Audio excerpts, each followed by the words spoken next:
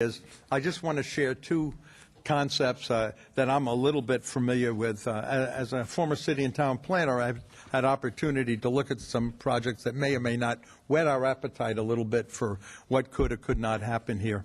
A number of years ago, I visited San Antonio, Texas. And while most people think the Alamo is the place to go, I think the Riverwalk in San Antonio is something that you may want to put it on your bucket list because it's something to see. If you want to share with me the photos that Hector's sharing with us. It's a unique combination of moving from residential to passive recreational to commercial.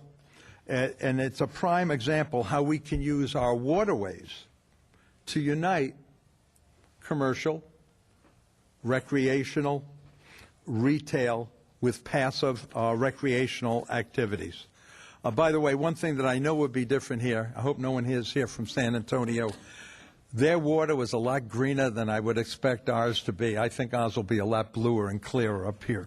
But it's really, there you can see the pretty green. It looks a little bit like Kermit, but it's a pretty neat experience to go there.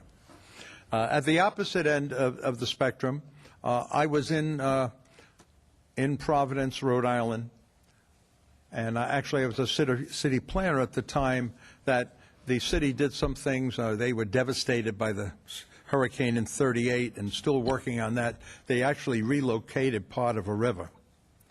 But in doing that, they came up with the concept which is known now as Providence Water Fire. And that's an amphitheater area down at one end. And what they did, they went a step beyond what happened in San Antonio. They went ahead and had these wrought iron structures put up and down the canals.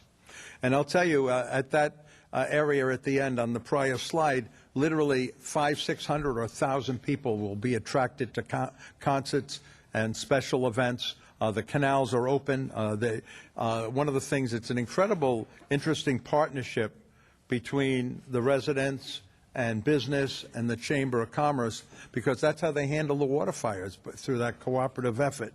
And I've had the opportunity, some enterprising guy in Rhode Island went ahead and imported 2 gondolas from Venice.